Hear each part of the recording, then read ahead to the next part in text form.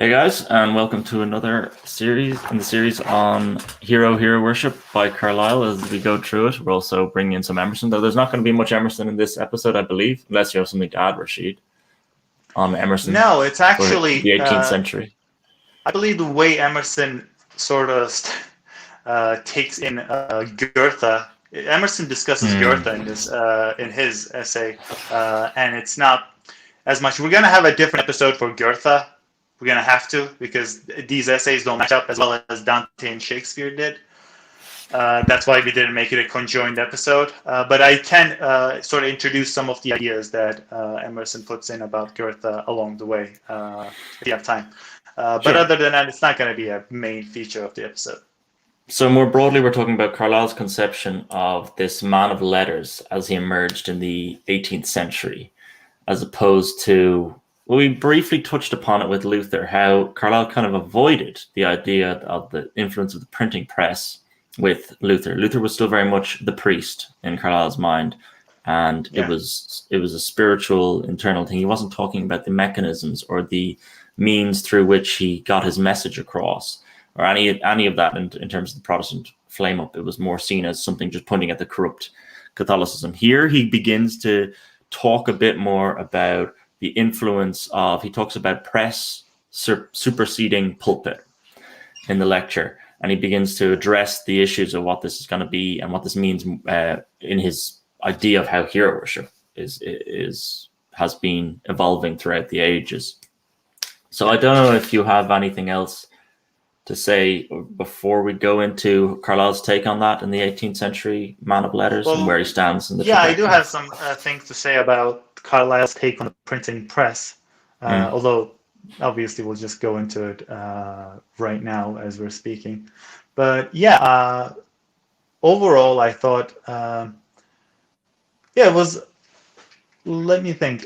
So this essay was less the type of I felt like Carlyle was going more into the Emersonian category within this essay in many parts of the essay. I think he actually echoes some of the stuff we talked about in relation to writers. And it's also important that Carlyle has definitely at this point has pulled the writer down from the sort of godlike, king-like features of the Shakespeares and the Dantes, and pulled him definitely close to the earth and to the mundane life, in a sense, because a lot of the writers he's talking about, he's actually he has started to talk about their faults. He started to talk about what they lacked, and he has started to sort of empathize with their situation as a common man, rather than seeing them as this king of England that we talked about, in relation to Shakespeare.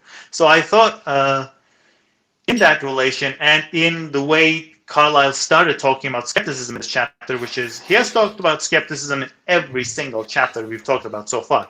But in this one, he actually starts expounding on that, and I found that fascinating as well, and I obviously see Emersonian parallels in relation, which we'll get to. But I had a much more positive reaction to these chapters than I thought I would, even though I don't really know much of the writings of Rousseau, Burns, or Johnson.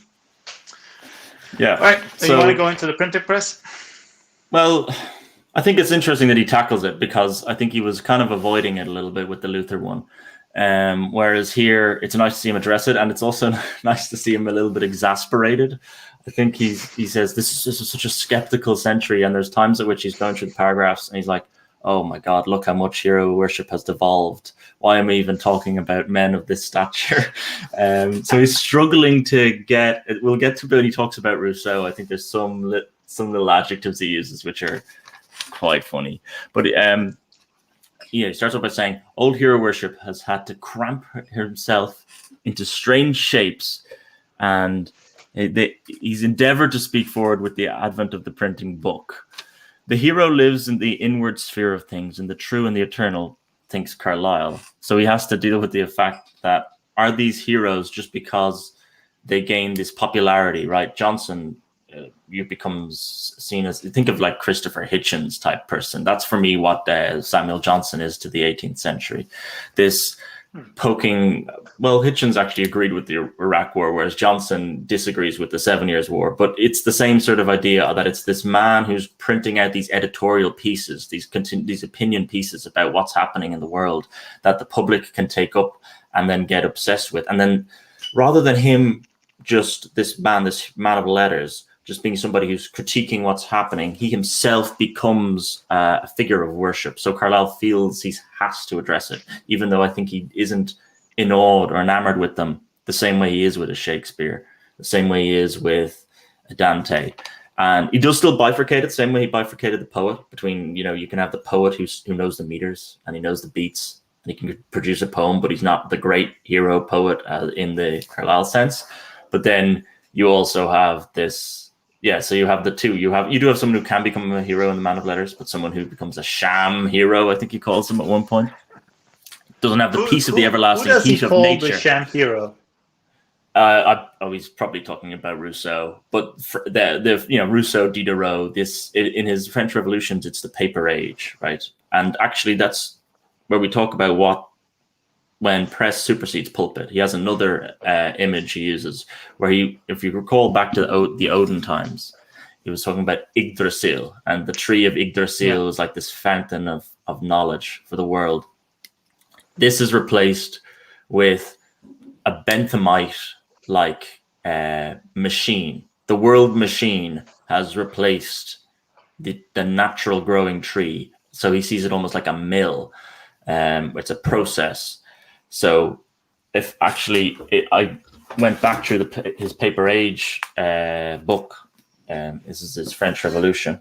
Oops. Yeah. So his second book on this, after he introduces the world of Louis XV, he goes into the Paper Age and says, this is what set up the French Revolution. And he also has a tree analogy here, which is also, it's interesting because it's similar to the Yggdrasil one he was bringing up earlier. It says, the oak grows silently in the forest 1,000 years. Only in the 1,000th year, when the woodman arrives with his axe, is there heard an echoing through the solitudes. So that he sees this man of letters as a prelude to the French Revolution. It's why we're going to do Napoleon next. But he sees it as something which is felling the tree. You're weakening this tree of Yggdrasil, and we're trying to replace it with a different form. I don't know if you picked up on any of that. Yeah, he does make a connection with the runes as well. He says that these are the runes of today, as powerful as the runes were back in Odin's time. And he calls them dialects. So Odin's sort of dialect of hero worship, he brings in the runes, whereas this is the pamphlet or the editorial, your weekly magazine or whatever. Yeah, it's an interesting way how he introduces the concept of man of letters as a hero, because the way he starts describing it is like this. We've gone past, and he's given this talk before about how we've gone past seeing God as man. We've gone past seeing man as God inspired. And he gives this talk again. We're past, seeing a man God inspired, and therefore we should follow his religion for 1,200 years. We've gone past that type of devotion. But what we have now is men who amuse us in our idle hours with their writings, and which we throw a few pennies their way so they can stay alive, in a sense. So he does start with that There was an obsession with finance as well. And I was trying to read some of this introduction to Samuel Johnson's major works just to see a more break-by-break piece of his life. Because, again, Carlyle whips in bits of his life. That Johnson is this great bustling figure of a man, huge character, and you're kind of like, yeah, okay, but like, what was he doing in this decade or that decade? And again it comes up that he's got this, small readerships, and he's looking to get, for a man who was poking fun at power, eventually gets like a stipend from King George III to solve financial difficulties. So Carlyle probably would have felt that if you become the man of letters, if you become obsessed with churning out stuff for profit, and he brings that in with Burns later, where he says Burns was not a man who was so profit driven. How can you be the true hero in the sense? Yeah. There's a great quote about that, where he said, like, for every man who can stand up to luxury, there are 100 men who can stand up to adversity. So in a sense, standing up to luxury is harder than standing up to adversity, because the first is maybe addictive, while the adversity. But that's also the Yeah. sham element of what he's talking about, is how can you be the one poking fun? How can you be the one saying the emperor has no clothes if you're obsessed with getting profit, if you're being driven by your own insecurity? You're not like a Muhammad saying these are the false idols, or you're not like a Luther. Yeah. You're kind of more thinking about the bank. And I think that's his concern with many of these people. He's also very concerned with the insincerity of it all. And perhaps that's where we can start to bring in Voltaire. Skepticism means not intellectual doubt alone, but moral doubt, says Carlyle. So if you are skeptical, if you are insincere, you don't just bring in a doubt about the existing power structure. For instance, with Voltaire's case, it began with the regency. So Louis XV is born comes into the kingship as a child, as in infancy. So there's a regency, and I believe it's his uncle, the Duke of Orleans, who was the regent between, we're talking about 1710 to 1723. And Voltaire pokes fun at it. It's what leads to Voltaire's first imprisonment into the Bastille, because he says, well, this regency wants to become king himself, basically. But if you're obsessed with the finances, if you're obsessed with well, we'll get to Rousseau later. There's an egoism which comes into it as well. But if you're obsessed with all of these material benefits of what you're doing, you're not being the Luther. You're not being the Muhammad. You're not being the hero in the Carlylean sense who wants to strip away something because he's poking at an old, decrepit regime. You're not simply doing that. You're doing that, and then you also don't really have anything to do. You're not, you know what I mean? You know what I'm getting at with this? The insincerity, the obsession with finance, these are... If you're driven by the same impulses, meaning, right? Yeah. You're driven by the same impulses to get capital. If I think about Voltaire's insincerity, it's like you are never going to even erect the next great thing. So you can't just be poking at something that's rotten. Carlyle talks about these men of letters straddled an inorganic chaos. And I was kind of I get the chaos bit, where he's saying you're straddling, like, the 18th century is a chaotic world because you have all these publications, you have these new voices, the press is superseding the pulpit. But does he deem that to be the press itself to be an inorganic process? So the word inorganic kind of stood out to me there. And does it mean like Voltaire and all these people are part of an inorganic vehicle itself that can never become part of this tree, Yggdrasil? Yeah, there's a part where he talks about people who parade their doubts, in a sense, people who are known for doubting, in a sense. And he says, I have it open here, that a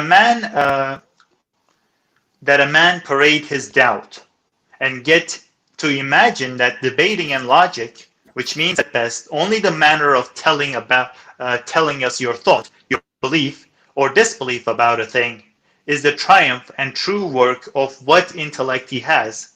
Alas, this is as if you should overturn the tree, and instead of being boughs, leaves, and fruits, show us ugly taloned roots turned up into the air, and no growth, only death and misery going on.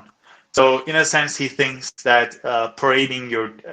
He actually, before this paragraph, he says, like, doubt is a natural process. People, it's not a crime to have doubt. Obviously, you shouldn't just go into the first thing you see. But he says in the sort of Emersonian echo that doubt should only be a temporary state that you should be in. Emerson said this in Montaigne. He said that skepticism is great. Skepticism is great for pinpointing what you like, but you have to sort of move into a belief system, or else you will just wander around in the fog forever. And Carlyle makes this point that it's completely fine to have doubt, but you shouldn't be parading it, in a sense. You shouldn't. Yes. Your doubt shouldn't define you. You should and this is see doubt as something you should move out from. Yeah. This gets into the whole idea of where I kind of wasn't happy with Montaigne as being paraded as this great thing if he's a skeptic. I admire Montaigne a lot for his classical learning. And to be honest, though, Montaigne, his own figure, does do that in terms of he stays in this intellectual doubt because he's cooped up in he's writing these sort of moral treatises in his back upper office of his vineyard or wherever it is in his home estate. He doesn't parade them the same way a Voltaire does. Voltaire churns out a numerous plays. I mean, more than you could think of, comedies, tragedies, everything. It's not. You could say Shakespeare was productive. This is like overproduction. This is saturation, because some of them are just complete flops. Some of them hit, and then you're starting to think this is a parading. This is where it begins to be the parade, because he's obsessed with the show. I must put on the next show, both for financial reasons and also to feed his own circle. Because when he became rich through his plays, Voltaire, a group of proteges came up around him, and you can see then it starts to cycle back into the ego. Whereas at least in Montaigne, in his intellectual skepticism, I don't see that. He's retreated to the vineyard and he's writing these moral treatises. So I'll go back and I'll give Montaigne a bit more kudos there. It's certainly not this level of egoism fed into his work. And I think that is interesting. Yeah, intellectual doubt versus moral doubt. And if you have moral doubt, for heaven's sake, don't parade it.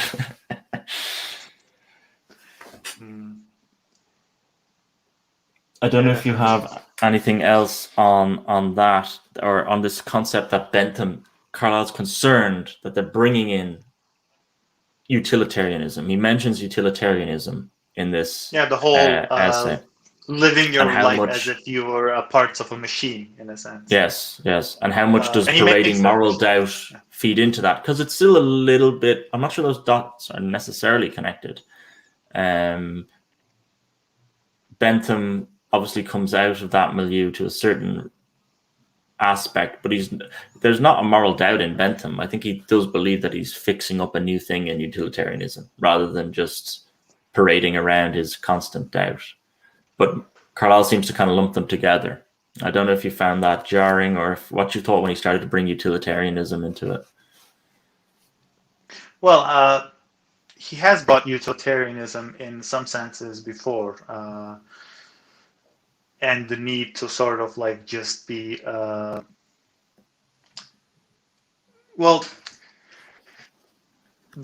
sort of typical conservatism where you're just keeping things as they are and just moving forward without needing to bring anything new or bring a new light fountain into people's thoughts. I thought he did make that distinction before, but the utilitarian stuff about living according to the machine, I just thought, it's typical Carlyle to expect that just people going about their work and not caring about heroes, in a sense, is not accordance with what he views as man's natural duties, in a sense. He believes that even if you have mechanically functional age without the conception of heroes, it's gonna be this empty thing that is it's gonna be something without substance, I think. He thinks, and I think he does make the distinction that times like that do fall into ruin, but even if he doesn't, he just doesn't value it as much. That's the only thing I could get from the whole utilitarian rants that go on within that one section of the text. I suppose if we think about the tree being felled, this idea that these people who parade moral doubt are the fellers of the tree of Yggdrasil, and then Bentham coming in later in the 19th century, utilitarianism growing out of that is the construction of the mill from the felled tree. That's sort of a way, that's where Carlyle's thinking about it, I believe. But it's interesting that all this is happening after. Go ahead if you have any other points on that. Because I was going to move it along. He doesn't view. I thought Carlyle viewed stuff like the French Revolution and the printing press or the sort of Reformation as things that are good and welcome changes, in a sense.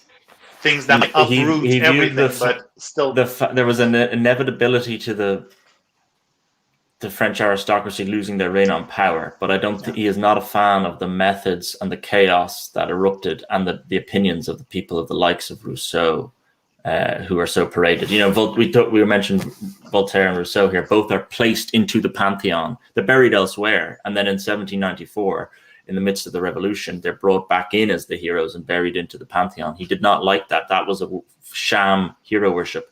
That was the word he mentions around Voltaire's persiflage. This man is not serious.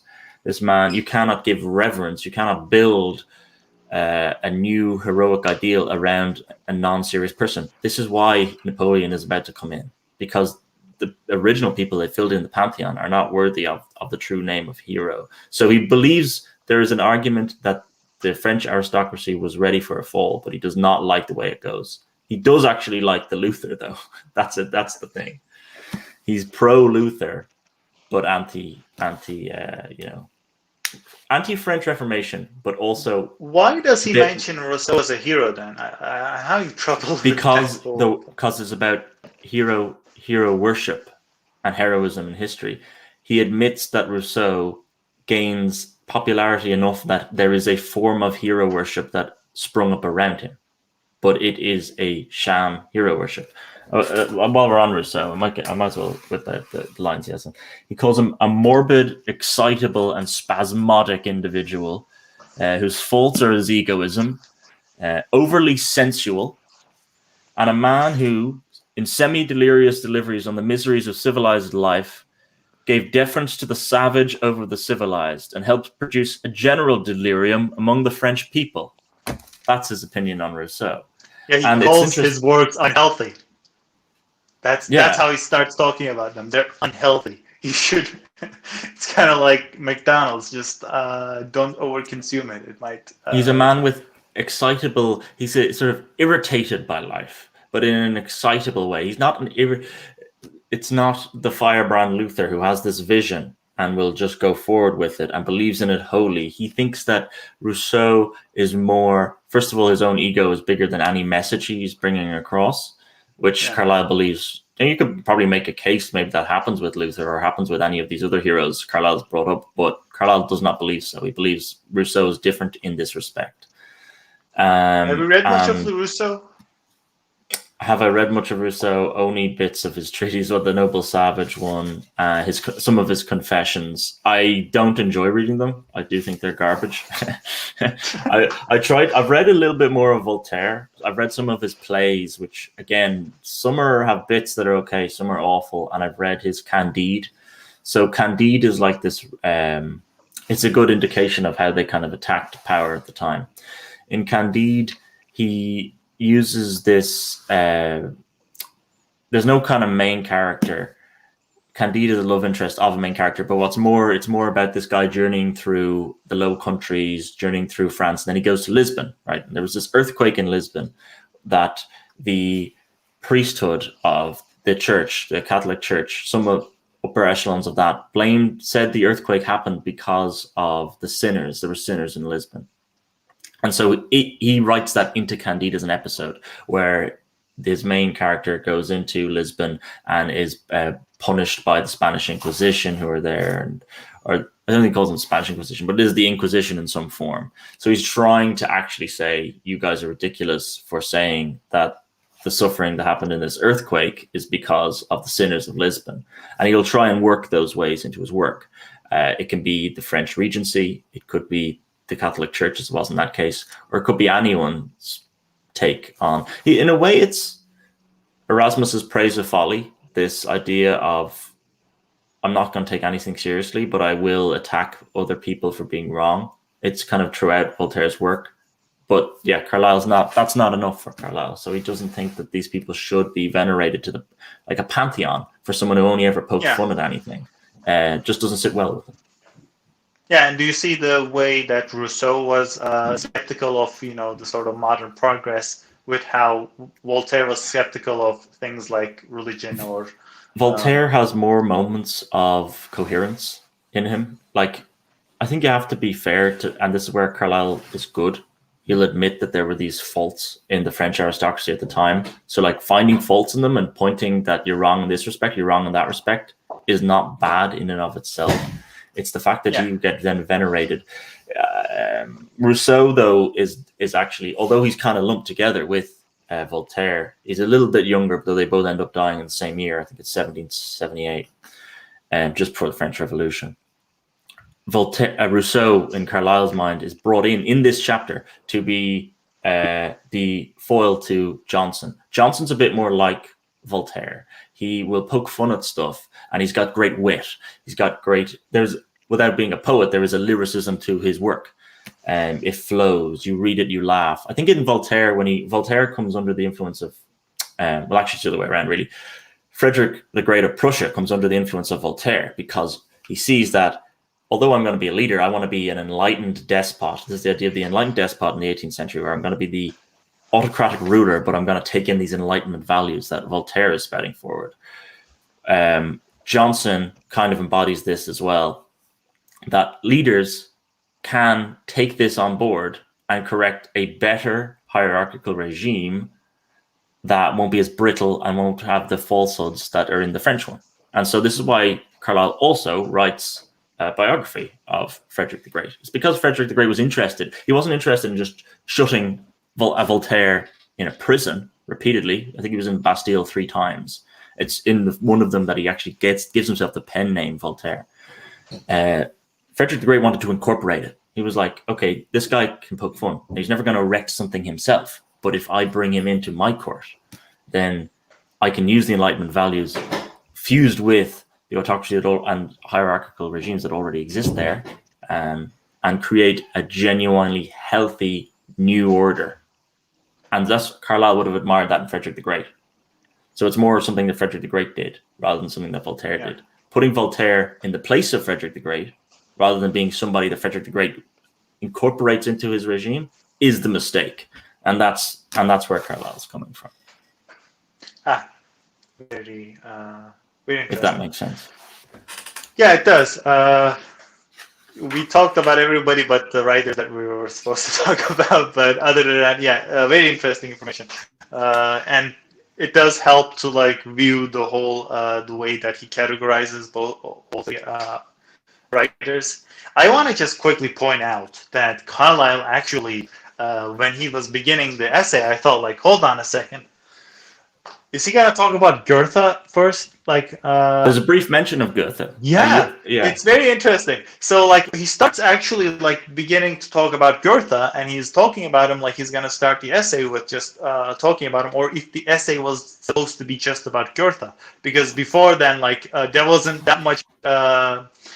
He starts the essay by talking about what men of letters are and how they are heroes, and then he immediately starts talking about Goethe.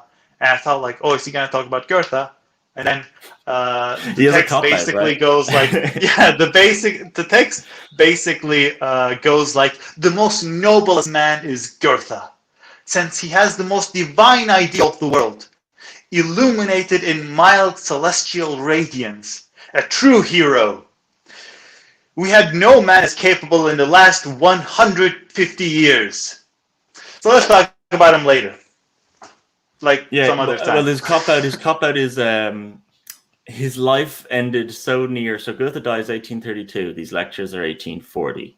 And Carlyle's cop-out is, he died so close to us, I can't discuss him in the pantheon of hero worship because, it's I'm standing too close to the sun. I can't even make out the figure. It's just blinding. So I'll leave it to someone else. It didn't get in the way of Emerson when he was writing his essay. No, I was thinking that. Emerson must have read that line and gone, no, I think I can take this on. So that'll be interesting when we get to it in after Napoleon's, right? So it's going to be the 12th episode. It will be Goethe. So it'll be interesting. Emerson did decide to take up the mantle and go, I will write about this guy. Maybe that's why their relationship later deteriorated towards the end of his days, although that was also after Carlyle wrote a bunch of scandalous essays. But it is interesting that Emerson took up the mantle immediately, and Carlyle just dropped it. While he does seem to have a lot to say about Goethe, from just reading that very first section. But he abandons Goethe and says, okay, but Goethe was a man cloaked in triumph. He triumphed with his writings. Well, let's talk about men who have not, men who have died in valor, in a sense, who I don't understand how he views victory in this sense. Does he view victory as some people that manage to become famous and rich from their writings? Is that how he views a writer that's victorious? He doesn't make it a point for them to be victorious to call them heroes. So in that sense, he doesn't Well, make that distinction. well, here's one, right? For all of Johnson's popularity, and he was certainly a cause célèbre, as was Voltaire. You said, did I read any Rousseau? It's like, what's Rousseau's defining work for you? Well, I haven't read that much other than I have read about his ideas. What's his defining work? Voltaire's. This is my point. Voltaire's? Nothing kind of... What's Johnson's? What's Goethe's? I mean, Johnson has that dictionary. Okay, but I've got Johnson's contents here for his major works, right? And I haven't really ever tramped into them. If I have a major works of a Wordsworth, I know I'm going, I want the Prelude, and then I want some other ones that, his works on French Revolution, his works on with the lyrical ballads I did with Coleridge. And then the major works, if you have some other gloss stuff, that's great because that fleshes out the character. But I have going into the book, I have the bones of Wordsworth. Going into a book on Goethe, I have the bones. Faust, Part 1, 2, huge works, monumental. Sorrows of Young Werther. I mean, Napoleon brought with him to Egypt, right? He was obsessed with it. Wilhelm Meister's Journeyman Years, Wilhelm Meister's Apprenticeship. These are very famous works. And then anything else around Goethe can flesh it out. Yeah, he did he did his own Greek tragedy. We did Iphigenia Taurus or Taulus, based on the Sophoclean play, or is it Euripides? I'm losing it now.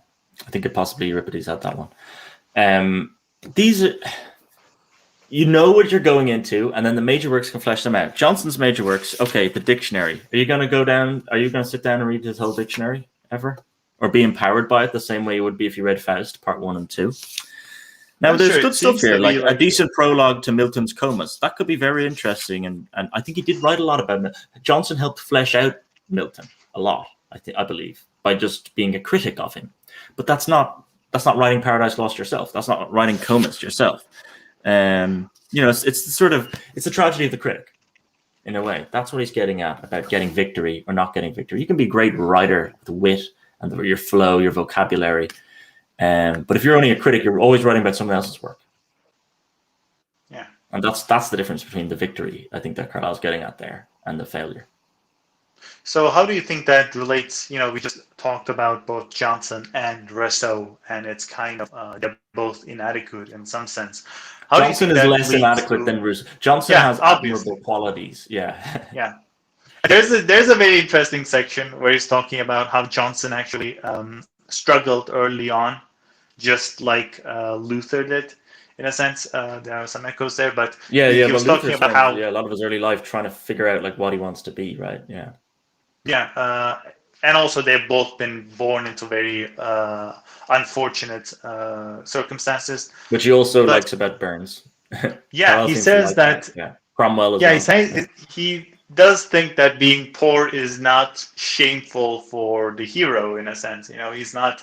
He doesn't have this notion that you have to have a certain amount of inborn wealth to achieve what you want to achieve. In the journey of a hero, meaning. And he does think that, actually having these things is good. Having very big circumstances that weigh down on you is good. And he actually makes a comparison between, I believe, Byron and what was the other guy? The third person that we talked about. Burns, yeah.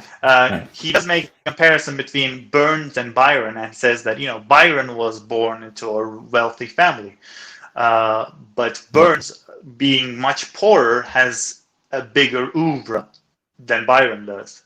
I'm not sure if that does seem to fascinate him. I mean, we talked about Cromwell last week, growing up in the Lincolnshire fields, standing up on an oak tree, looking out over the fens, the marshes, and just. He's in literally the backwater of England, but is thrown into the center of it. It's why in this hero worship, why not Alexander? Alexander conquers a lot, but he is still born a prince. And none of the people Carlyle talks about in these series are of that ilk. And maybe that's why Montaigne kind of stood out a little bit, certainly from the aristocratic background. His great learning is given to him through his father. His father basically gives him this great tutor who speaks to him only in Latin. So a lot of that's fed straight into that is interesting. Montaigne, There's almost nobody that's like born into at least a part of their station almost, You could argue that Oliver Cromwell was at least situated well, with the people and nobles. But other than that, most of these guys have gone through a lot of troubles, as you would associate with the which I believe Carlyle journey. himself didn't. Carlyle himself had to, when he was attending one of these. I can't remember if it was the university he attended or whether it was a school. He had to walk like 40 miles to get there or something. It must be the university because he would get there stay for a term and go back. He had to walk himself just like 40 miles to get to attend these, to be given the opportunities to get up in life. He knew what it took to be isolated on the edge of the world and have to get into the center of it. And so he is seeing a little bit of himself in many of these figures. I think certainly in Burns it comes across. Fellow Scotsman. There's a very fun section where he's talking about throwing away the slippers, and he keeps on mentioning them after he talked about the story. I'm not exactly sure if he's talking about Johnson there, but as sort of I think that was a Johnson college story, servant, wasn't it? Yes. Yeah, he might be talking about Johnson when he was working in the college, but a college servant, when sort of a helpful Samaritan saw that he was wearing these very old and broken shoes, went and grabbed a new pair of shoes and left him in front of his door. And the college servant who's seeing that, and he makes a point to say, like, what was he thinking? We don't know. He took the slippers and threw them out the window. Like, he's so Carlyle. I shall not be a beggar. Like, I can deal with cold, but not with beggary. Like, and he calls it. I'm not sure if I had this on my, because I might have kept it, but like, I can deal with the cold and the roughness, but not with beggary. And he says, like, what great self-help, Carlyle calls that. So yeah, he's the original self-help guru. The original self-help is basically denying other people's help. I mean, it does move into his idea of the hero as someone who makes their own paths in a sense, and that is interesting because from reading Carlyle, you do get the notion that heroes are born, at least like in a divine scale, into their positions, because they are always like they are talked about within their inborn qualities. And when it comes to actually people being born into their stations, Carlyle doesn't really view that as much of an indication, and sometimes even an indication of falsehood almost, in the case of Byron. Although he does say something good about Byron in this essay about how he might have had the divine idea, but he's not, he still didn't articulate it well enough or with enough sincerity. And obviously sincerity is at the heart of what Carlyle's views on great writers are.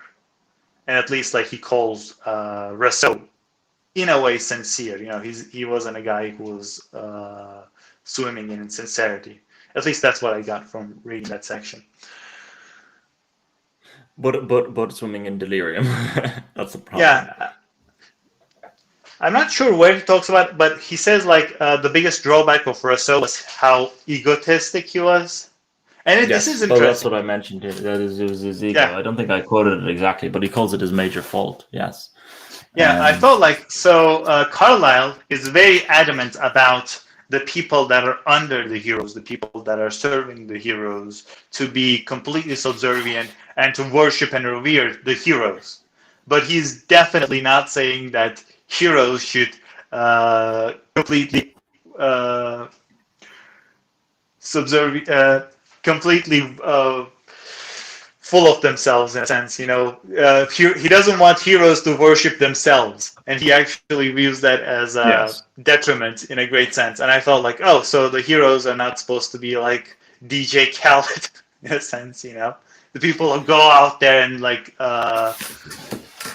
half of their conversation seems to be about how great they are in a sense. So he doesn't view that type of mentality. No, there is always something hero. else that has captivated the hero, a need to do something for the land or for the people of some sort. It's never simply themselves. So artists that are like,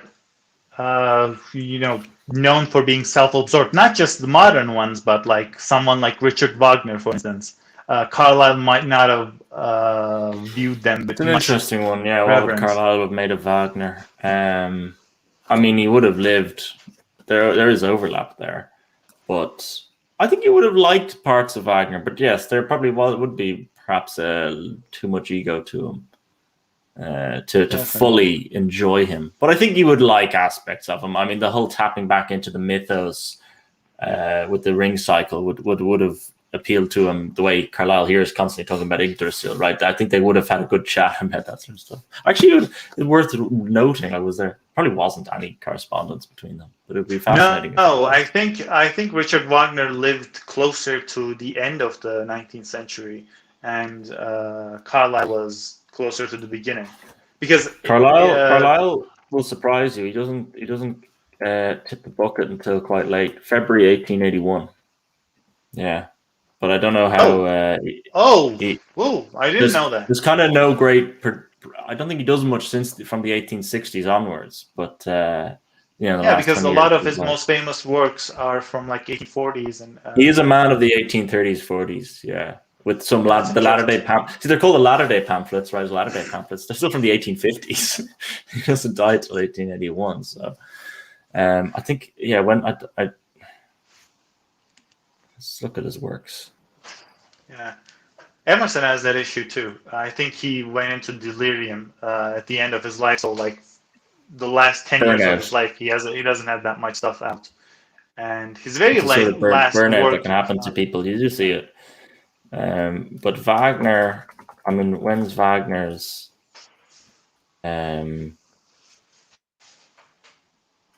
What's the one I love of Wagner? I'm struggling to remember now. My brain wasn't on the Wagner side of my brain this morning. I only have his flute concerto, so I can't help you with that. Well, like Rienzi was his first big one, wasn't it? So Rienzi's 1840. I mean, there's plenty of overlap between them there. Yeah, might have been. Not sure if they ever met. Not sure. No, they wouldn't have met. There may be some correspondence. I just know that Richard Wagner was painted by anything else that sort of like struck you around this that hasn't come up? I do have actually a little bit here about Voltaire's life, right? To get back to Voltaire. Yeah. Let's get back to We've had Cromwell in the last one. It's like, why did we bring Cromwell in before the fifth lecture? Right? Partly because we have Napoleon and he should be on his own, but partly because I wanted to do Cromwell as foil to Luther, and then this is the new unraveling, and Napoleon will be the foil to this. Voltaire, in one of his exiles, goes to London. He has to be exiled from France because they want him. He'll be locked up in the Bastille otherwise. And when he's there, he admires the writers of like Swift. And I suppose it's not mentioned in whatever I read, but I suppose Pope as well. He admired the setup of the parliament they had there. All of this has been resolved because Cromwell has been and gone at this point. There hasn't been that same figure in France. France still has the old medieval style regime. It has not had any of the conflagration, really. It's had the complete opposite. It's had Louis XIV, for goodness sake. Mm-hmm. No lettres de cachet, which were basically lettres de cachet was like these letters that noblemen could send out being like, arrest this man. And it would just happen, right? That's what a lettre de cachet was. And then instead of that, what does England? England has, even though it has Protestantism, even amongst its own Protestant church, it has dissenters. And it has people like the Quakers who Voltaire was very interested in the fact that they could just, sit in their meetings of worship and it was allowed to happen. And so he got very much inspired by it and then went back into France about this idea that England had already been through this process. But of course, what Voltaire misses is none of this parliament didn't spring out of natural Enlightenment values. All of this had been settled after England's 17th century, in which we've already had the Cromwell figure, which is the sort of the great hero coming into a big conflagration.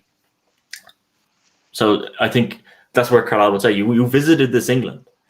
But these institutions didn't just appear out of the people who wanted it by process. The people who wanted it by formula were not the people who made anything about it come about. They were the people who, when Cromwell comes back and seizes the scepter from them, that's how the real power concentrates in the end. Not this formula, not this constitution, process. This marching forward of a constitution which will just naturally be enacted. No. And so that's the mistake that Voltaire makes. And then Voltaire, is probably the earliest, and later generations of him look up to him to a certain degree. Rousseau and Diderot come in his wake. So I thought it was very interesting that all of that, he did have that exile in England, which sort of influenced his thinking, because he takes up the formula argument rather than the hero argument. So you think the whole mechanical objections to a mechanical way of working and thinking and governing is the way Carlyle attacks this idea relates back to his thoughts on Voltaire and what he represented. Well, Voltaire doesn't come up in this essay at all. I simply was reading, extraneously of Voltaire, and I was fusing but his general thoughts on things of this matter. But that's where it feeds in with Carlyle's view of history. Carlyle's view of history is that the resolution comes from the men like Cromwell. Whereas when Voltaire is there sitting in the London of exile, he's thinking it comes from the men of formula. That's the difference between them, if you get me. Yeah. So, I think we talked about almost everybody to a great extent. Although we didn't go into the... we didn't go through the poetry of Burns, but I'm not very... Burns is a strange one. He brings him in, but the man is a poet more than a man of letters. So he kind of jars with me when I'm reading this a little bit. It's kind of, it feels like desperation when he brings him in, because he's done a little bit of Rousseau. It's kind of like he wanted to do more of Rousseau, but couldn't stand the man so much. He just stops writing about him. It's like, I can't, I've done him. I'm done with Rousseau. I thought he was trying to cover all manners of men of letters, in a sense. You have an essayist, you have a critic, you have someone who writes a dictionary, and you have a poet. So I thought he was trying to cover it. And it's also very obvious that he is fascinated with Burns's life. And I thought the way he characterizes Burns' life within this essay, where he's just giving snippets that sort of explain who he is, was much more effective than the type of biographical works he was putting forth in the Muhammad chapter, where he was trying to fit in everything you have about the person in just one 40-page essay. Yeah, I think that comes from this was much more readable. Knowing he's bringing in a completely foreign culture, whereas at least with Burns, he's probably assuming they know the beats, mainly the main beats of 18th century Britain, So I don't have to explain the entire civilizational backdrop to this man. I can just drop him into the world. Yeah. Obviously, Carlyle does quite talk at length about the power of writing in this one. And I'm just going to end the talk with this notion that he thinks that, bits of paper with traces of blank ink is the most accurate representations of a man's thought. And Carlyle does, from time to time in the essay, keeps on this idea that, you can depict the most beautiful forms almost only, and not only but you can only depict the greatest of forms within writing almost. He does laud that over and over again within this essay. There's a lot of emotion when he's talking about the power of writing. And I thought that was very interesting in the way that he was, because he's talking about the power of writing that can, it can teach people, you no longer have to like see everybody one by one and teach what you have to teach. But he's also talking about, and if I can find the quote, I'll just end our talk with that.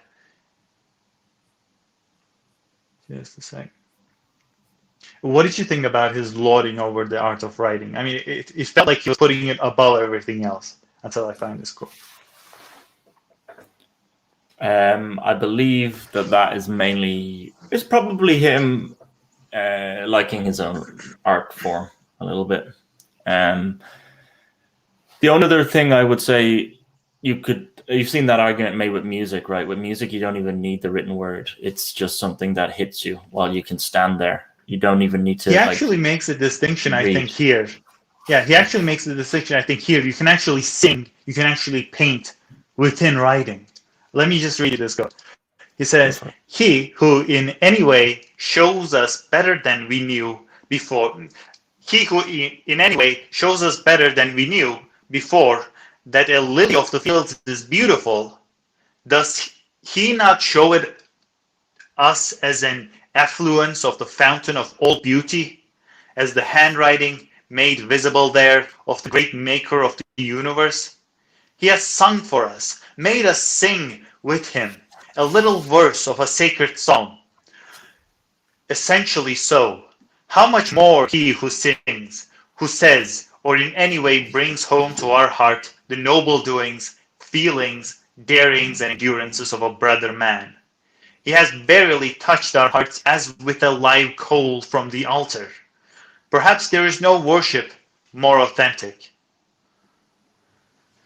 I'm not sure if writing is obviously the greatest art that dare to exist, just like Carlyle seems to think, but I think it's definitely the healthy way of thinking for a writer to see it as such. So yeah, I just wanted to end it with this little paragraph. Everyone stay healthy and don't get an ego, right? Egoism. Don't read Rousseau. Egoism read Rousseau in Dante bits. through hell. Come on, guys. Napoleon next. See you.